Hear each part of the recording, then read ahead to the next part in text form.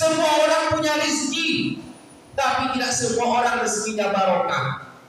Ada yang punya mobil, tapi mobilnya tidak barokah, digunakan untuk maksiat. Ibu nggak punya mobil, misalnya, tapi bisa naik mobil ganti-ganti, mau kemana ganti, naik oplet hijau ini, besok lagi oplet hijau yang lain, naik bus ganti-ganti. Ini barokah.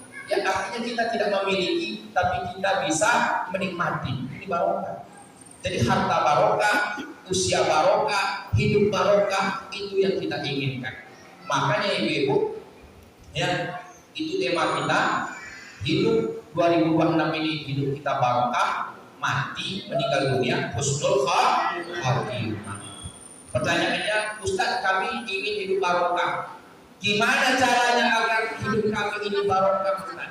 Bertambah kebaikan dalam hidup kami, seperti tanah yang ada mata airnya tidak gersang. Bagaimana caranya agar barokah? Nih yang harus kita lakukan ibu-ibu. Di tahun 2026, di bulan Januari ini, ayo kita semua bertekad, kita berazam, kita bersungguh-sungguh untuk berubah. Berubah jadi apa, Bu? Menjadi lebih. Kalau ada di tahun-tahun lalu perilaku kita yang kurang baik, kita tinggalkan. Kalau ada perilaku kita di tahun 2025 ini yang baik, kita tingkatkan. Misal perilaku kurang baik, ini hampir dilakukan oleh banyak orang, tapi ini perilaku kurang baik. Apa itu? Hobi berdusta. Apa Bu? Berdusta. Mohon maaf nih, banyak orang dalam kumpul duduk kalau ngobrol bercerita itu sedikit banyaknya hampir 50% berdusta, kan bohong. Apalagi kalau dia bercerita dia bertengkar sama orang, banyak bohongnya. Dia jadi anak muda. Orang yang salah ini bohong, ini dusta. Dusta Bu, dalam Islam nggak dibolehkan, walaupun ibu dalam kondisi berbohong tidak boleh. Maka kalau lidah kita ini suka bohong dulu, mulai tahun 2026 ini kita berubah.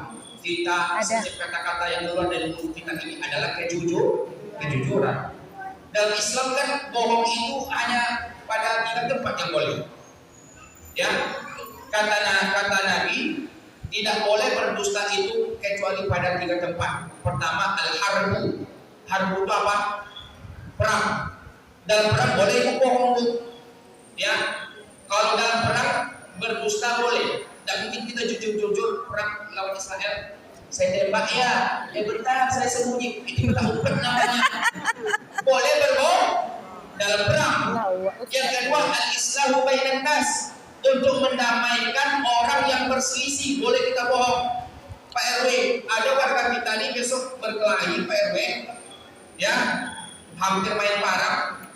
Pak RW boleh berbohong untuk mendamaikannya. Misalnya kata si A, Pak RW, saya mau mukul dia karena dia menjelit-jelitkan saya. Pak RW tahu dia memang menjelit-jelitkan si A, tapi Pak RW karena ingin mendamaikan, boleh Pak RW bohong.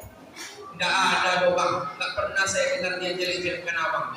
Yang saya dengar justru dia cerita yang baik tentang abang. Itu kan bohong tuh? Boleh dalam rangka mendamaikan orang. Ini ketua majelis taklim, ya, ketua pemilihan. Kalau ada anggota yang bertengkar ibu-ibu nantinya gara-gara gadgetnya jemput saya jelek Ustaz. Aku nangis. Boleh bohong. Aku bilang Ya, boleh bohong untuk mendamaikan. Yang ketiga boleh bohong, tapi jangan ini sering-sering. Ini boleh bohong. Apa yang ketiga nih? Hadisul rajuli imro'atahu. Seorang laki-laki, seorang suami yang berbohong untuk menenangkan istrinya. Iya, rencana. Ya boleh. Contohnya misalnya nih misal Pak RW nonton TV di rumah sama ibu malam, sinetron. Ada artis sinetron tuh cantik. Apa kata ibu? Bang RW. Bang RW. Mana yang lebih cantik Bang? Gue atau dia?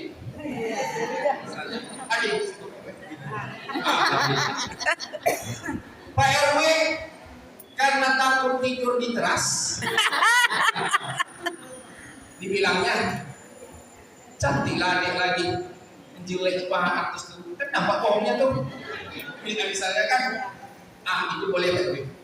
Untuk menenangkan hati istri itu boleh.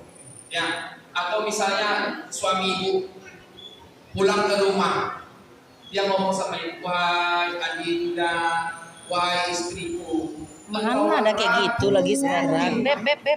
Itu jujur atau bohong tuh? Jujur. Bohong lah, mana ada ratu mebel nyapu rumah nyuci. 2026. Tidak ada ratu apa?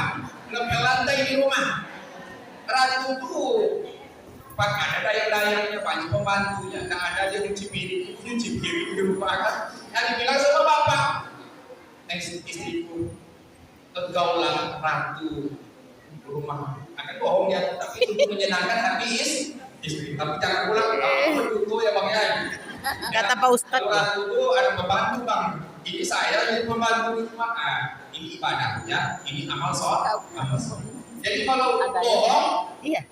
untuk menjaga rumah tangga itu boleh, tapi jangan bohong yang disengaja. Dan itu boleh. Misalnya gini, ya suami ditanya sama istri, bang, mana duit untuk belanja hari ini?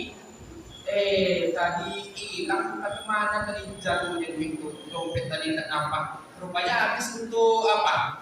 Main slot. Itu dosa, tidak boleh. Hal-hal seperti ini. Ya, jadi ibu ini rahmati Allah, jangan berbohong kecuali pada 3 tempat tadi.